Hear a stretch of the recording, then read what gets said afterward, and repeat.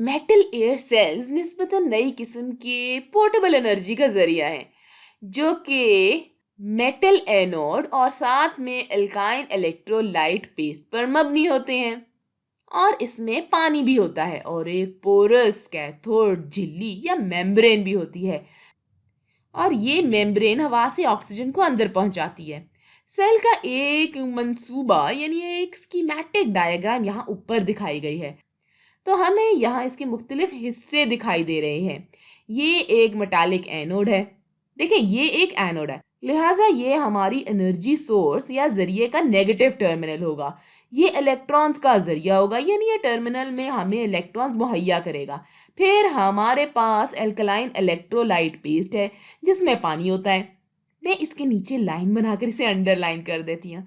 यहाँ बहुत सारे दिलचस्प अल्फाज हैं। तो ये एल्काइन इलेक्ट्रोलाइट पेस्ट है जिसमें पानी होता है। जब भी हमें कहा जाता है कि ये एल्कलाइन है तो इसका मतलब ये हुआ कि इधर एसिडिक बामुकाबला एल्काइन होगा। इसकी पीएच 7 से ज़्यादा होगी। तो ये इलेक्ट्रोलाइट पेस्ट है। इलेक्ट्रोलाइट एक ऐसी चीज़ होती है जिसे अगर आप किसी पोलर मादे या सब्सटेंस में जैसे कि पानी में अच्छी तरह हल करें तो ये सोल्यूशन बिजली कंडक्ट करने में बहुत अच्छा साबित होगा। लिहाजा ये हमें क्या बता रहा है कि ये इलेक्ट्रोलाइट पेस्ट बिजली कंडक्ट करने में अच्छा है। और साथ में इन्होंने हमें बताया कि ये अल्कलाइन है, लिहाजा ये बेसिक होगा। इसकी पीएच 7 से ज़्यादा होगी। और फिर यहाँ पोरस कैथोड मेम्ब्रेन है जो कि हवा से ऑक्सीजन अंदर लेती है। तो ये कैथोड है, यानी कि ये पॉजिटिव टर्मिनल होगा। ये वो जगह है जहां इलेक्ट्रॉन अट्रैक्ट होंगे। और ये एक पोरस कैथोड मेम्ब्रेन है जो कि हवा से ऑक्सीजन हासिल करेगी।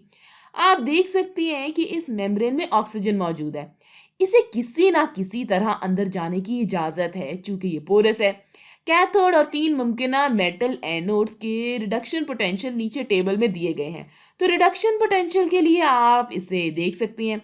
रिडक्शन का मतलब होता है इलेक्ट्रॉन्स को हासिल करना। लिहाजा ये इलेक्ट्रॉन को हासिल करने की सलाहियत या पोटेंशियल है। या यूं कह ले कि रिडक्शन एक ऐसा रिएक्शन है जिसमें किसी ना किसी तरह इलेक्ट्रॉन्स को शामिल किया जाता है। यहाँ आपके पास मॉलिक्यूलर ऑक्सीजन है जो कि पानी के साथ रिएक्ट कर रही है। मॉलिक्यूलर ऑक्सीजन के हर मॉलिक्यूल के लिए आपको पानी के 2 मॉलिक्यूल्स मिलते हैं और साथ में 4 इलेक्ट्रॉन्स। फिर वो आपस में रिएक्ट करके 4 हाइड्रोक्साइड आयंस बनाते हैं। तो एक बार फिर ये एक रिडक्शन रिएक्शन है चूंकि ये इलेक्ट्रॉन्स मॉलिक्यूल में शामिल हो रहे हैं। इस तरह आपके पास यहाँ सिर्फ हाइड्रो ऑक्साइड आयंस रह जाएंगे। और अगर आप हमारे मेटल एयर सेल को देखें तो ये रिएक्शन हो कहाँ रहा है। देखिए इस रिएक्शन के लिए आपको ऑक्सीजन, पानी और इलेक्ट्रॉन की ज़रूरत है। और अगर आप यहाँ कैथोड को देखें तो यहाँ से आपके इलेक्ट्रॉन्स अंदर आ रहे हैं, यहाँ से ही ऑक्सीजन अंदर आ रही है। फिर पानी पर बात करें तो हम फर्ज कर सकते हैं कि पानी यहाँ इधर दस्तयाब है। इलेक्ट्रोलाइट पेस्ट में पानी होता है। कैथोड पोरस है, ये एक पोरस मेम्ब्रेन की तरह है। तो ये तमाम चीज़ें यहाँ दस्तयाब हैं, इसलिए आप फर्ज कर सकते हैं कि ये रिएक्शन यहाँ कैथोड पर हो सकता है। O2 जो कि बतौर गैस मौजूद है। फिर O2 के हर मॉलिक्यूल के लिए आपके पास H2O के 2 मॉलिक्यूल्स लिक्विड शक्ल में होंगे। फिर आपको इलेक्ट्रॉन स्टार में आते हुए मिलेंगे। इससे हमें 4 हाइड्रोक्साइड आयंस हासिल होंगे। ये O2 जमा 2H2 जमा 4 इलेक्ट्रॉन जो कि बनाएंगे 4 हाइड्रोक्साइड। ये तमाम चीज़ें एक सोल्यूशन में मौजूद है। ये तमाम चीज़ें इस इलेक्ट्रोलाइट पेस्ट का हिस्सा हैं जो पानी में मौजूद है। ये एक एक्वस सोल्यूशन है, पानी पर मबनी एक सोल्यूशन। इस तरह ये रिएक्शन यहाँ पर होगा। और मैं ये कह सकती हूँ कि जब जब भी ये रिएक्शन होगा तो इसके नतीजे में 4 हाइड्रोक्साइड आयंस बनेंगे। ये चीज़ हमें रिडक्शन पोटेंशियल बताती है। इसके पास पॉजिटिव पोटेंशियल, पॉजिटिव वोल्टेज है। और यहाँ देखें कि इन्होंने हमें pH 11 पर रिडक्शन पोटेंशियल बताई है। तो ये अल्कलाइन हालत के ही मुताबिक है चूँकि ये पेस्ट यहाँ से थोड़ा सा अंदर दाखिल हो सकता है। और जाहिर है कि आपके पास यहीं ये तमाम हाइड्रोक्साइड बन रहे हैं। लिहाजा यहाँ pH ज़्यादा होगी, ज़्यादा बेसिक pH होगी। इसलिए हकीकत ये है कि ये एक पॉजिटिव वोल्टेज है। इसलिए +0.34 वोल्ट का मतलब ये है कि पोटेंशियल इस सिमत में जा रहा है। इलेक्ट्रिक पोटेंशियल इस रिएक्शन को बाएं से दाएं जानिब जाने में मदद करता है। अब आगे इन्होंने हमें कैथोड रिएक्शन पोटेंशियल भी दिया हुआ है, जिसके बारे में हमने अभी बात की है। देखिए, ये कैथोड का रिडक्शन पोटेंशियल है, और फिर नीचे दिए गए टेबल में 3 मुमकिना मेटल एनोड्स के रिडक्शन पोटेंशियल भी दिए गए हैं। तो ये रहे 3 मुमकिना मेटल एनोड्स। हमारे पास एनोड जिंक का भी हो सकता है, हमारे पास एनोड सोडियम का भी हो सकता है, या फिर हमारे पास कैल्शियम का एनोड भी हो सकता है। तो आइए हम जिंक को बतौर मेटल ले लेते हैं, और चूंकि इसे यहाँ टेबल में सबसे पहले दर्ज किया गया है, तो अब अगर हम फर्ज कर रहे हैं कि यहाँ मेटल जिंक है, तो फिर यहाँ क्या होगा? तो यहाँ होगा ये कि ये जिंक आपके पास मौजूद इन हाइड्रोक्साइड के साथ रिएक्ट करेगा जो कि कैथोड पर बन रहे हैं, और फिर आप इसे जिंक ऑक्साइड पानी और इलेक्ट्रॉन बनाने के लिए इस्तेमाल करेंगे। इसका मतलब यह हुआ कि आपको हकीकत में इस रिएक्शन का रिवर्स यहाँ मिलेगा। ये पूरा एनोड मेटल जिंक से बना है, तो यहाँ जिंक सॉलिड हालत में होगा। फिर इसके हर मॉलिक्यूल के लिए आपके पास 2 हाइड्रोक्साइड एनाइंस होंगे जो कि पानी में हल हो जाएंगे। यही चीज इलेक्ट्रोलाइट पेस्ट को एल्कलाइन बनाती है। खैर, पे ये रिएक्ट करके जिंक ऑक्साइड और साथ में पानी बना देंगे। जिंक ऑक्साइड सॉलिड हालत में होगा और पानी लिक्विड हालत में होगा।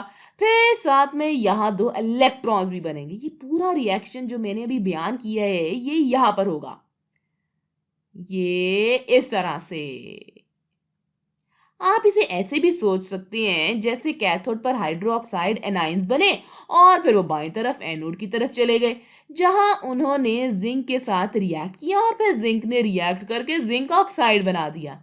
लिहाजा अब जब ज्यादा से ज्यादा जिंक ऑक्साइड बन रहा है, तो फिर ये जिंक ऑक्साइड इलेक्ट्रोलाइट पेस्ट में वापस जा सकते हैं और बिल आखिर कैथोड पर जाकर ये दोबारा रिएक्ट कर सकते हैं। फिर आपके पास ये 2 इलेक्ट्रॉन्स हैं। ये इलेक्ट्रॉन यहाँ पर इलेक्ट्रॉन के जराए के तौर पर काम करेंगे, और फिर यहाँ से ये इलेक्ट्रॉन हिजरत करके फिर से रिएक्ट करने के लिए पॉजिटिव साइड पर यानी कि कैथोड पर जाकर रिएक्ट कर सकते हैं। तो इस तरह आप देख सकते हैं कि ये किस तरह से एनर्जी का एक जरिया होगा जिसे आप इस करंट में तब्दील कर सकते हैं, जो कि मुख्तलिफ जगह पर मुफीद काम करने के लिए इस्तेमाल होता है। यही वजह है कि आपके पास एनर्जी का जरिया है। खैर, तो चलें अब इस सवालात को पढ़ते हैं जिसको समझने के लिए हमने ये सारी की सारी बात की है। सवाल में कहा गया है कि मेटल एयर सेल की इब्तदाई शक्लों में जिंक को एनोड के तौर पर इस्तेमाल किया जाता है। ये वही मिसाल है जिसके बारे में हमने अभी बात की है। फिर कहा गया है कि जब सेल अपना काम करना शुरू करता है तो नीचे दी गई इक्वेशन के मुताबिक जिंक ऑक्साइड बनता है। इक्वेशन में है कि जिंक के हर 2 मोल्स और मॉलिक्यूलर ऑक्सीजन के 1 मॉलिक्यूल के लिए आपके पास जिंक ऑक्साइड के 2 मॉलिक्यूल्स बनते हैं। ये इस तरह से। फिर हमें कहा गया है कि ऊपर दिए गए टेबल में मौजूद डेटा इस्तेमाल करते हुए जिंक एयर सेल के सेल पोटेंशियल का हिसाब लगाएं। तो आइए इसका जवाब निकालते हैं। पहले तो इस रिएक्शन को तोड़ते हैं। दरअसल हम इसे यहाँ इन 2 मराहिल में तोड़ सकते हैं। यहाँ ये वो चीज़ें हैं जो कि रिएक्शन जाहिर कर रही हैं। इसमें आपके पास जिंक है। मैं इन चीज़ों को वाजे कर देती हूँ जो रिएक्ट कर रही हैं। आपके पास जिंक है, आपके पास ये ऑक्सीजन है, तो ये आपके पास ऑक्सीजन है। इस तरह अगर आप इस रिएक्शन को उल्टा ये रिवर्स करके लिखें जैसे हमने पहले किया था, चले मैं इसे दोबारा लिख देती हूँ। मैं इन दोनों को ही यहाँ नीचे लिख देती हूँ। पहले ऊपर वाले रिएक्शन को लिख देते हैं, तो ये ऑक्सीजन जमा 2 H2O जमा 4 इलेक्ट्रॉन बराबर होगा 4 हाइड्रोक्साइड के। फिर हम ये दूसरे वाला रिएक्शन लिखेंगे, लेकिन हमने कहा कि हम इसे दूसरी सिमत में लिखेंगे, यानी इसे उल्टा करके या रिवर्स करके लिखेंगे। तो ये कुछ इस तरह हो जाएगा, ये जिंक जमा 2 हाइड्रोक्साइड, ये बराबर होंगे जिंक ऑक्साइड जमा H2O जमा 2 इलेक्ट्रॉन। तो आप ये देख सकते हैं कि तमाम चीज़ें ही रिएक्ट कर रही हैं। हमारे पास ऑक्सीजन है, हमारे पास जिंक है जो कि यहाँ 2 है। अगर आप इनको मॉलिक्यूल्स की तादाद के लिहाज से बराबर बनाना चाहते हैं तो हम कह सकते हैं कि हमारे पास मॉलिक्यूलर ऑक्सीजन का 1 मॉलिक्यूल है, लेकिन हमें 2 जिंक की ज़रूरत है। इसके लिए हम इस पूरी रिएक्शन को 2 से मल्टीप्लाई करेंगे, फिर 2 जिंक 4 हाइड्रोक्साइड के साथ रिएक्ट करेंगे ताकि ये 2 जिंक ऑक्साइड पानी के 2 मॉलिक्यूल और 4 इलेक्ट्रॉन बना सकें। मैंने यहाँ सिर्फ इतना कहा है कि अगर ये रिएक्शन दोबारा अमल में आया तो आपके पास रिएक्टेंट्स और प्रोडक्ट्स में दुगना इजाफा होगा। अब गौर करें कि आपके पास मॉलिक्यूलर ऑक्सीजन का एक मॉलिक्यूल, जिंक के 2 मॉलिक्यूल, मॉलिक्यूलर ऑक्सीजन का मॉलिक्यूल और ये जिंक के 2 मॉलिक्यूल्स मौजूद हैं।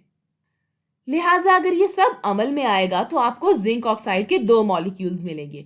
अब ये बताएं कि इन तमाम चीज़ों का क्या होगा जो कि इस रिएक्शन में मौजूद थे। देखिए, पानी तो यहाँ है, लेकिन यहाँ तो पानी के 2 मॉलिक्यूल्स मिल रहे हैं। मेरे ख्याल से अगर आप पूरे रिएक्शन को देखें तो यहाँ हम न्यूट्रल हैं। हमने ना तो पानी बनाया और ना ही पानी ज़ाया किया। आपके पास यहाँ भी 4 इलेक्ट्रॉन्स है, आपके पास यहाँ भी 4 इलेक्ट्रॉन्स है, इसलिए इन्होंने यहाँ इस पूरे रिएक्शन की इक्वेशन में इन्हें नहीं लिखा है। फिर ये 4 हाइड्रोक्साइड एनाइंस हैं। ये दरअसल रिएक्शन के इस दूसरे हिस्से में इस्तेमाल होंगे, तो हम इस मामले में भी न्यूट्रल हैं। हाइड्रोक्साइड एनाइंस बनते तो ज़रूर हैं, लेकिन फिर वो आगे इस्तेमाल हो जाते हैं। लिहाजा अगर आप कुल रिएक्शन को देखें तो इसमें हम जिंक ऑक्साइड बनाने के लिए मॉलिक्यूलर ऑक्सीजन और जिंक का इस्तेमाल कर रहे हैं। अब सवाल में वो हमसे ये कह रहे हैं कि ऊपर दिए गए टेबल में मौजूद डाटा को इस्तेमाल करें और हमें जिंक एयर सेल का सेल पोटेंशियल का हिसाब लगाकर जवाब बताएं। देखिए, इस ऊपर वाले सेल रिएक्शन का पोटेंशियल प्लस 0.34 वोल्ट है। अब इस नीचे वाले रिएक्शन का पोटेंशियल क्या होगा? देखिए, ये इसी रिएक्शन का उलट है। इस रिएक्शन का पोटेंशियल नेगेटिव है, लेकिन चूंकि हमने इसे उल्ट कर दिया है इसलिए इसका पोटेंशियल मुस्बत या पॉजिटिव पोटेंशियल हो जाएगा। लिहाजा ये प्लस 1.31 वोल्ट होगा। अब आप में से कुछ लोग ये सोच रहे होंगे कि हमने इस रिएक्शन को ना सिर्फ उल्ट या रिवर्स किया, बल्कि हमने इसे 2 से मल्टीप्लाई भी किया था। इसलिए क्या हम वोल्टेज को भी 2 से मल्टीप्लाई करेंगे? अच्छा, तो इसका जवाब ये है कि देखिए, अगर हम सिर्फ रिएक्शन से निकलने वाली ताकत या एनर्जी की बात करते हैं तो हम लाजमी तौर पर इसे 2 से मल्टीप्लाई करते हैं। क्योंकि अगर आपका रिएक्शन 2 बार हो रहा है तो आपके पास ताकत भी दुगनी बनेगी। लेकिन वोल्टेज के बारे में आपको याद रखना होगा कि आप इसे पोटेंशियल एनर्जी फी यूनिट चार्ज के तौर पर लेते हैं। लिहाजा ये एब्सोल्यूट एनर्जी या ताकत नहीं है, ये एनर्जी फी यूनिट चार्ज है। इसलिए जब आप ज़्यादा काम करेंगे तो इससे असल वोल्टेज में कोई तब्दीली नहीं आएगी। लिहाजा ये इसके बारे में सोचने का एक अहम नुक्ता है। अगर हम कुल यानी टोटल तवानाई या एंट्रोपी या इस जैसी किसी और चीज़ के बारे में बात करते होते तो तब आप खारिज होने वाली या ली गई ताकत को 2 से मल्टीप्लाई ज़रूर करते।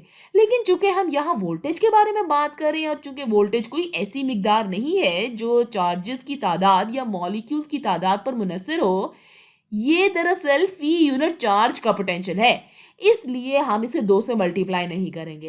इस तरह हम इस पूरे रिएक्शन के लिए सिर्फ इन दोनों के वोल्टेज को जमा कर देंगे। इसका जवाब हमें मिलेगा 1.65 वोल्ट। आप सवाल का दूसरा हिस्सा हल करते हैं। इसमें हमसे कहा गया है कि इलेक्ट्रोलाइट पेस्ट में हाइड्रोक्साइड आयंस होते हैं। ऊपर दिए गए सेल की डायग्राम पर एक एरो बनाएं जो कि सेल में काम करने के दौरान इलेक्ट्रोलाइट के जरिए हाइड्रोक्साइड आयंस की मुंतकिली की सिमत को जाहिर करे। ये तो बड़ा आसान है, इसके बारे में हम पहले ही सोच चुके हैं। हाइड्रोक्साइड इस रिएक्शन में कैथोड पर बनता है और फिर ये एनोड पर इस्तेमाल हो जाता है। लिहाजा हाइड्रोक्साइड इस सिमत में हरकत करेगा।